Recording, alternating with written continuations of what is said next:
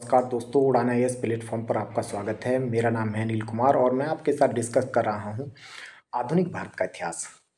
दोस्तों, आधुनिक भारत का इतिहास में हम सामाजिक धार्मिक आंदोलन पढ़ रहे थे। हरियाणा पीसीएस के लिए हमारी विशेष सीरीज चल रही है। दोस्तों, उत्तर प्रदेश पीसीएस 2024 का नोटिफिकेशन आ चुका है। आरओ 2024 में एग्ज़ाम होने वाला है, जिसमें उत्तर प्रदेश में काफ़ी ज़्यादा जगह हैं, बहुत ज़्यादा वैकेंसीज़ हैं। तो आप अच्छी तैयारी करेंगे दोस्तों, डेफिनेटली आपका सिलेक्शन होगा। तो प्यारे दोस्तों, हरियाणा पीसीएस के लिए विशेष सीरीज है, लेकिन साथ ही साथ दोस्तों आपका Rajasthan PCS, Bihar PCS, Uttar Pradesh PCS, सभी आईएएस के एग्ज़ाम सहित सभी एग्ज़ाम्स के लिए यह जो हमारी सीरीज चल रही है, ये बहुत ही महत्वपूर्ण साबित होगी। तो प्यारे दोस्त, हम भारत में प्रमुख जो समाज सुधारक हुए हैं उनके बारे में पढ़ रहे थे। और सबसे पहले हमने देखा था राजा राम मोहन राय को। राजा राम मोहन राय का दोस्तों हमने देखा था कि सामाजिक क्षेत्र में क्या योगदान रहा। उन्होंने सती प्रथा को का अंत किया। तो महिला शिक्षा के लिए उन्होंने क्या क्या काम किए, इस पे सब पे हमने चर्चा किया। लेकिन दोस्तों, राजनीतिक क्षेत्र में उनका क्या योगदान रहा है राजा राम मोहन राय का, इसको आज हम देखने वाले हैं। राजनीतिक क्षेत्र में योगदान की अगर हम बात करें दोस्तों, उन्होंने विभिन्न देशों में, ठीक है, राष्ट्रवादी आंदोलन का समर्थन किया। मुक्ति के लिए यानी कि आज़ादी के लिए चल रहे राष्ट्रवादी आंदोलन का समर्थन किया। जैसे दोस्तों नेपल्स क्रांति हुई थी, इटली का एकीकरण से संबंधित थी। इसकी विफलता पर उन्होंने दुख व्यक्त किया। यानी वो नेशनलिज्म, नेशनल का मतलब होता है नेशन, एकता की भावना होना, nation, sense of unity, nation word. Nation word दोस्तों, इसका मतलब क्या होता है? Sense of unity among people, लोगों के अंदर एकता की भावना। तो दोस्तों, राष्ट्रवादी आंदोलन जितने भी थे, जो कि एक किसी भी देश को एक राष्ट्र बनाते थे, लोगों को जोड़ते थे, ऐसे सभी आंदोलनों का इन्होंने सपोर्ट किया। जैसे नेपल्स में दोस्तों आप क्रांति हुई, जो कि इटली के एकीकरण से संबंधित थी। वो इटली को एकीकरण मतलब एक करना चाहते थे, ठीक है। तो इसका मतलब क्या हुआ, जब इन्होंने वो विफल हुई तो इस पर दुख व्यक्त किया था। दोस्तों, वे अंतर्राष्ट्रीय स्वतंत्रता, समानता और न्याय के पक्षधर थे, इंटरनेशनल जस्टिस की बात करते थे। तो आप देख सकते हैं। तो ये मैं इस तरफ बताया कि भाई इन्होंने एक्सप्रेस किया था, ठीक है, grief over the failure of the Naples revolution during, देख सकते हैं, यूनिफिकेशन ऑफ इटली, ठीक है। He is the favour of international freedom of equality and justice, इसके फेवर करते थे। उसके बाद देखेंगे ब्रिटिश शिक्षा, देख सकते हैं यहाँ पर ब्रिटिश शासन के आधुनिक स्वरूप की प्रशंसा की। जो ब्रिटिश शासन है उसका जो आधुनिक स्वरूप है, जो आधुनिक शिक्षा है, प्रेस की स्वतंत्रता है, इसका इन्होंने अच्छे से, यानी कि एक प्रकार से कह सकते हैं, सपोर्ट किया। परंतु दोस्तों, भारत में जो नस्ल भेद चल रहा है, इसका विरोध किया, ठीक है, इसका नीतिगत विरोध किया, ठीक है। आप देख सकते हैं वो पहले व्यक्ति थे ऐसे जिन्होंने ब्रिटिश संसद द्वारा भारतीय मामलों पर चर्चा के लिए आमंत्रित किया गया था। ये बात देख सकते हैं, first person to be invite by British parliament to discuss Indian affairs. वो ऐसे पहले व्यक्ति थे जिनको भारतीय मामलों पर चर्चा करने के लिए क्या किया गया था, आमंत्रित किया था। किसने? ब्रिटिश संसद ने। तो ये बड़ी बात थी। सिविल सेवा के भारतीयकरण की बात की। दोस्तों, सिविल सेवा का जो एग्ज़ाम था वो यूरोप में, हम यानी कि हमें ब्रिटेन में जाके देना पड़ता था, और अंग्रेजी बहुत ज़रूरी था, ठीक है। तो भारतीयकरण की बात की कि भारतीयों को और वो ऊँचे पदों पर नहीं जाया जाता था, भेजा ही नहीं जाता था, भेदभाव किया जाता था उनके साथ। तो दोस्तों, इन्होंने इंडियनाइजेशन की बात की, demand for the Indianisation of civil services. ये एक बड़ा महत्वपूर्ण योगदान रहा है। तो राजनीतिक, वो राजनीति में भी इनका महत्वपूर्ण योगदान देखने को मिलता है। धार्मिक क्षेत्र में योगदान देखते हैं दोस्तों इनका क्या रहा है। तो दोस्तों, कर्मकांड और मूर्ति पूजा का इन्होंने विरोध किया, भरपूर विरोध किया, ठीक है। यानी कि oppose the rituals and idol worship, ठीक है। उसके बाद एकेश्वरवाद के सभी धर्मों का मूल मंत्र माना। मोनोथिज्म यानी कि ईश्वर एक है। तो दोस्तों, सभी धर्मों का मूल मंत्र क्या है? आप हो सकते हैं हजार रूप हो किसी को, आप जैसे हिंदू धर्म में ले लीजिए तो भगवान के अलग अलग रूप हैं। लेकिन प्यारे दोस्तों, इन्होंने बोला कि सारे ये रूप हो सकते हैं, लेकिन ईश्वर एक है। तो सभी धर्म जो है एकेश्वरवाद की बात करते हैं, ये इनका मूल है। उसके बाद दोस्तों देखेंगे आगे इन्होंने क्या क्या धार्मिक क्षेत्र में। तो देख सकते हैं सभी धर्म दोस्तों सत्य हैं, कोई भी धर्म बुरा नहीं है, सभी धर्म सत्य हैं, सभी सही हैं। लेकिन किंतु वे दोस्तों कर्मकांड की वजह से दूषित हो चुके हैं। जो धर्म हैं तो वो सारे के सारे सही, लेकिन उनमें कमियां रिचुअल्स की वजह से दोस्तों, जो रिचुअल्स हैं या फिर सुपरफिशियल्स जो चीज़ें हैं इसकी वजह से। इसके बाद देखेंगे आप, इन्होंने दोस्तों उपनिषदों को एक्सेप्ट किया। उपनिषदों के साथ देख सकते हैं प्रतिदिन, आप देख सकते हैं यहाँ पर दोस्तों इन्होंने प्रतिपदा और दोस्तों आत्मा की अमरता की भी बात की, एक्सेप्ट किया दोस्तों इन्होंने। इसका मतलब मैं ये कहना चाह रहा हूँ दोस्तों, ये आत्मा की अमरता में, अमर आत्मा जो है वो अमर है, इस पर एक्सेप्ट करते हैं दोस्तों ये, ठीक है। और इन्होंने दोस्तों 1815 में कलकत्ता में आत्मीय सभा की भी स्थापना की थी। अब देखो यहाँ से फैक्चुअल क्वेश्चन पूछे जाते हैं दोस्तों, ये बात आपको याद रखना है। तो आत्मीय सभा की स्थापना की थी।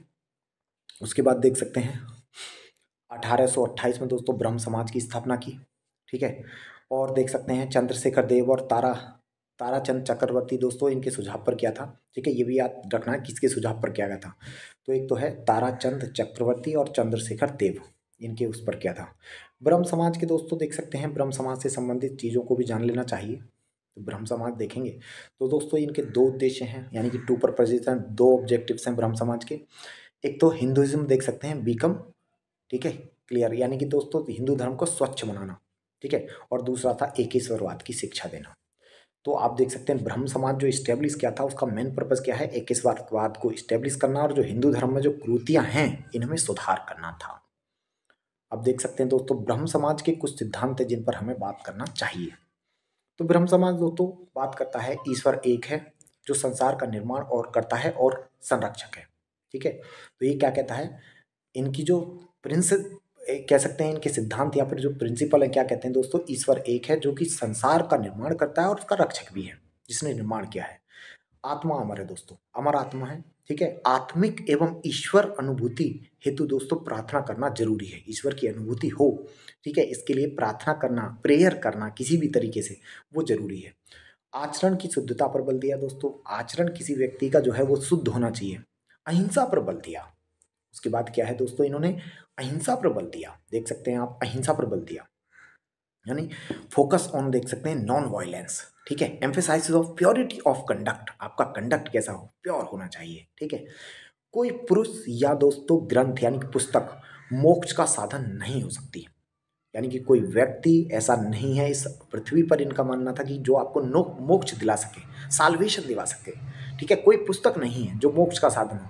कर्म कार्यक्रम में दोस्तों इनमें सभी धर्मों के तत्वों का समावेशन, इन्होंने बोला सर्व धर्म संभाव की, इन्होंने दोस्तों बात की थी। सर्व धर्म संभाव यानी कि दोस्तों सभी धर्मों को ये क्या करते हैं, यानी कि वसुधैव कुटुंबकम वाली जो बात है उस पर ये विकास करते हैं, यानी कि उसकी बात करते हैं दोस्तों। इसके बाद देखेंगे एक, देख सकते हैं इनका एक भेदभाव रहित दोस्तों आदर्श समाज का निर्माण करना चाहते थे। सामाजिक संरचना के निर्माण का इन्होंने लक्ष्य था जिसमें कोई किसी प्रकार का कोई डिस्क्रिमिनेशन ना हो। दैट मीन्स इस तरफ आप इसको देख सकते हैं, यानी कि इनका मेन गोल क्या है, गोल है इनका, मेन गोल है goal of building a ideal society structure without any discrimination. तो एक ये इनका देखो अच्छे, बहुत अच्छे अच्छे विचार हैं ईश्वर चंद्र विद्यासागर दोस्तों, इनके बारे में भी पढ़ेंगे हम। उसके बाद दोस्तों इनका शिक्षा के क्षेत्र में क्या योगदान रहा है राजा राम मोहन राय का, ये भी हमें पता होना चाहिए। तो देखेंगे दोस्तों आधुनिक शिक्षा के सपोर्टर हैं, और शिक्षा कैसी हो, आधुनिक शिक्षा हो तर्क के आधार पर। वेस्टर्न एजुकेशन की बात नहीं बोला मैंने, आधुनिक शिक्षा की बात की। उसके बाद दोस्तों पश्चिमी ज्ञान विज्ञान को जानने हेतु अंग्रेजी भाषा का जानना जरूरी है। अगर आप वेस्टर्न ग्रंथ को पढ़ोगे तो दोस्तों वो तो अंग्रेजी में लिखे हुए हैं टेक्स्ट, तो उनको समझने के लिए, उनके ज्ञान विज्ञान को समझने के लिए उसको क्या करना पड़ेगा, आपको अंग्रेजी जानना जरूरी है, इन्होंने बोला। उसके बाद दोस्तों 1817 में कलकत्ता में डेविड हेयर के सहयोग से इन्होंने हिंदू कॉलेज की स्थापना की। हिंदू कॉलेज की क्या किया, तो देख सकते हैं हिंदू कॉलेज की स्थापना की, ठीक है जी। और 1925 में दोस्तों जो 1825 में कलकत्ता में वेदांत कॉलेज की भी इन्होंने क्या किया था, स्थापना की थी। तो ये बात ध्यान रखने हैं, दो बातें। एक तो 1817 में क्या हुआ है, कलकत्ता में डेविड हेयर के सहयोग से एक हिंदू कॉलेज, और दोस्तों आपका 1825 में दोस्तों कलकत्ता में ही वेदांत कॉलेज को इन्होंने इस्टेब्लिश कर दिया था। देख सकते हैं इस तरफ देख लीजिए, दोनों बातें मैंने अंग्रेजी में भी लिखी हुई हैं यहाँ पर, ठीक है। 1817 में क्या क्या है, हिंदू कॉलेज इस्टेब्लिश किया गया कलकत्ता में with the help of Derozio, और 1825 में दोस्तों establishment of Vedanta college at Kolkata. ये बात इंपॉर्टेंट है इनके बारे में।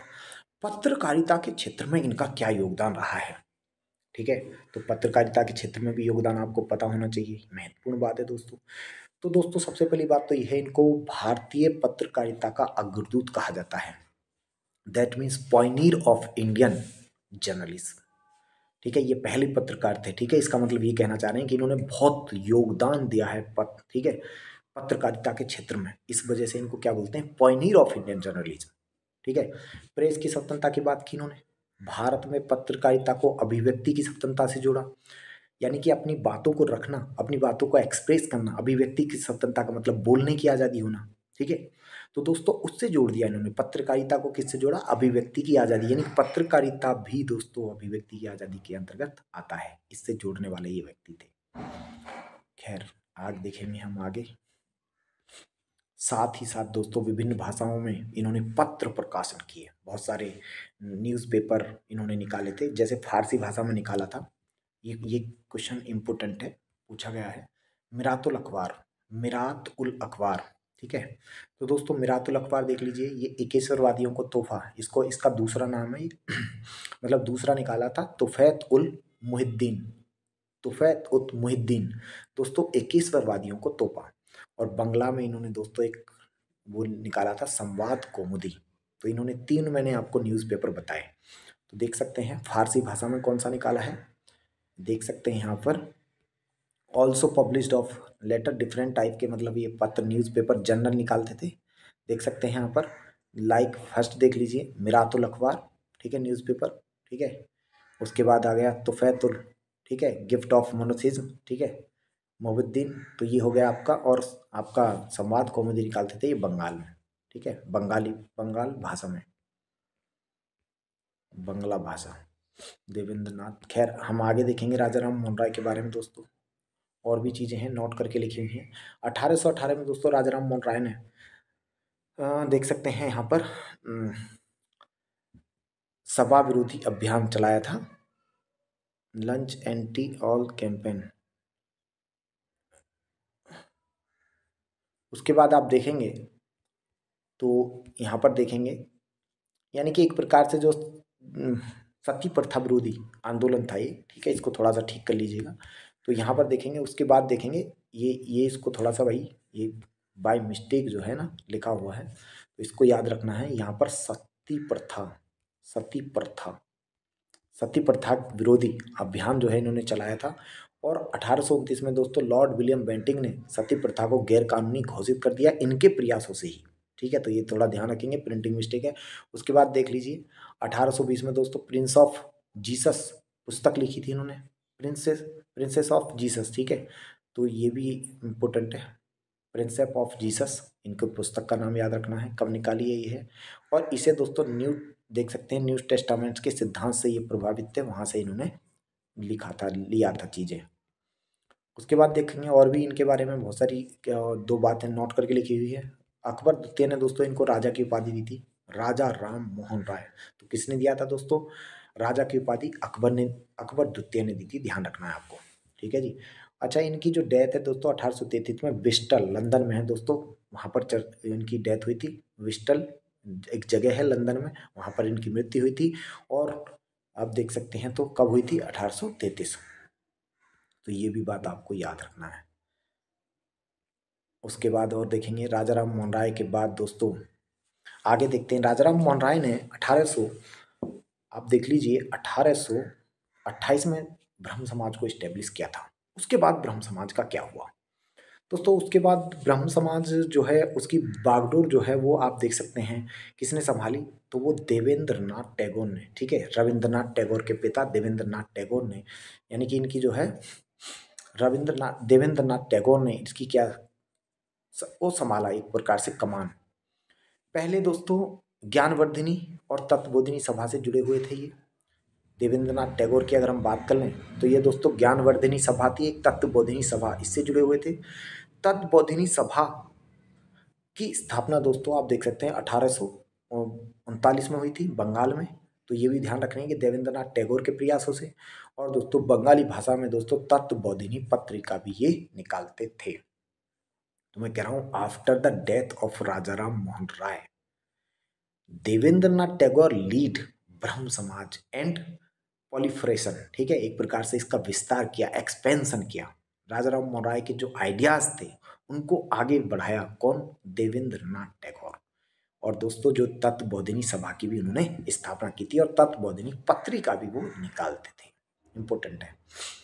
उसके बाद अगर हम बात करें तो दोस्तों जो आपका ब्रह्म समाज है इसका विभाजन हो जाता है दोस्तों, और इसको ये जो विभाजन होता है ब्रह्म समाज में कब होता है? तो दोस्तों ये होता है 1866 में। ये डिवीजन जो हुआ है क्यों हुआ है, क्या कारण रहा है, तो देखते हैं दोस्तों क्या मेन कारण रहा।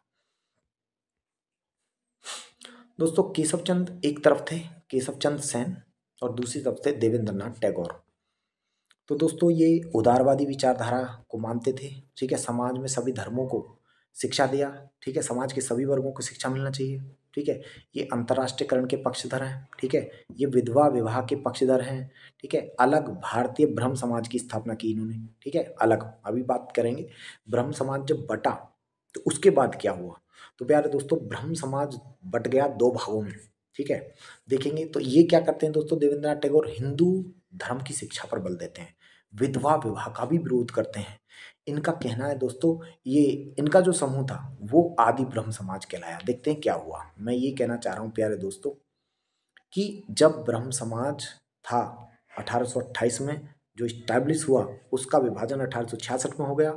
ब्रह्म समाज दो वर्गों में बट गया, एक केशव चंद समूह वाला सहन, जो केशव चंद सेन था उनके समूह वाला ब्रह्म समाज, वो जो ब्रह्म समाज था, ठीक है, तो उसका अलग नाम हो गया, इसका नाम हो गया भारतीय ब्रह्म समाज, जो केशव चंद्र सेन द्वारा स्टेब्लिश किया गया। यानी कि ब्रह्म समाज के दो भाग हो गए, एक भारतीय ब्रह्म समाज, एक आदि ब्रह्म समाज। और ये आदि का मतलब क्या हुआ? आदि जो बचा है इसका मतलब ये हुआ कि केशव चंद, ये 1866 में ब्रह्म समाज का विभाजन हुआ तो केशव चंद्र सेन ने अलग होकर, ब्रह्म समाज से अलग होकर भारतीय ब्रह्म समाज को स्टेब्लिश कर दिया। और जो अब जो ओरिजिनल ब्रह्म समाज था उसका नाम अब आदि ब्रह्म समाज हो गया, ठीक है जी।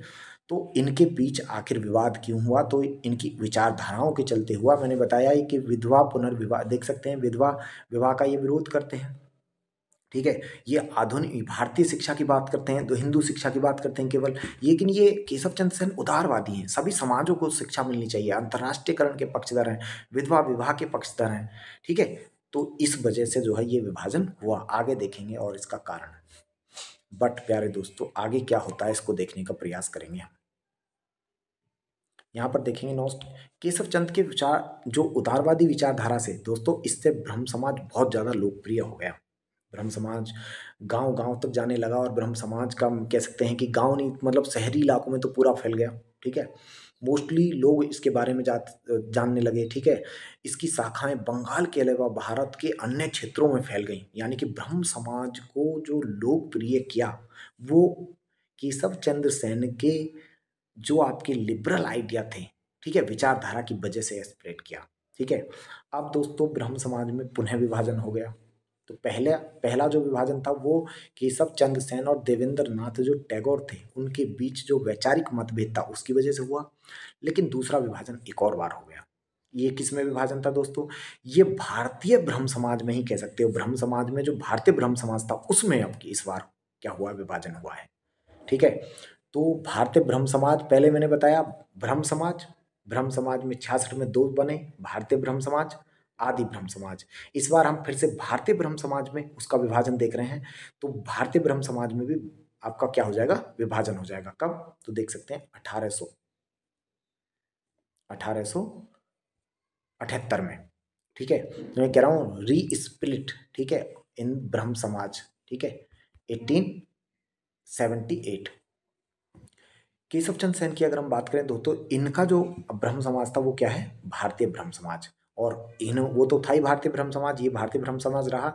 लेकिन भारतीय ब्रह्म समाज से अलग होकर प्यारे दोस्तों शिवनाथ शास्त्री और आनंद मोहन बोस, इन्होंने आप कह सकते हैं साधारण ब्रह्म समाज बनाया। भारतीय ब्रह्म समाज से अलग हो गए। शिवनाथ शास्त्री, आप शिवनाथ शास्त्री और आनंद मोहन बोस, और इन्होंने बनाया साधारण ब्रह्म समाज। चलिए आगे देखते हैं प्यारे दोस्तों, मतभेद की आखिर वजह क्या थी, क्यों हो गया ऐसा। तो प्यारे दोस्तों, मतभेद की जो वजह थी वो ये हुआ कि 1872 में केशव चंद्र के प्रयासों से क्या हुआ था, ब्रह्म विवाह अधिनियम पारित हुआ था। लॉजिक देखना, ये बहुत ही तार्किक बात है प्यारे दोस्तों। 1872 में केशव चंद्र के उदारवादी विचारों की वजह से ब्रह्म विवाह अधिनियम पारित हुआ, जिसमें बाल विवाह और बहु विवाह का को अवैध घोषित किया गया। इसमें क्या किया गया, पॉलीगैमी हो गया, और दोस्तों चाइल्ड मैरिज, इसको क्या कर दिया गया, इलीगल डिक्लेयर किया गया है। ठीक है, आप ध्यान से सुनेंगे आप। दूसरी बात यह है, लड़कों की जो विवाह की आयु है दोस्तों वो 18 वर्ष, और लड़कियों की जो विवाह की आयु है दोस्तों वो 14 वर्ष न्यूनतम कर दी गई थी इसके माध्यम से।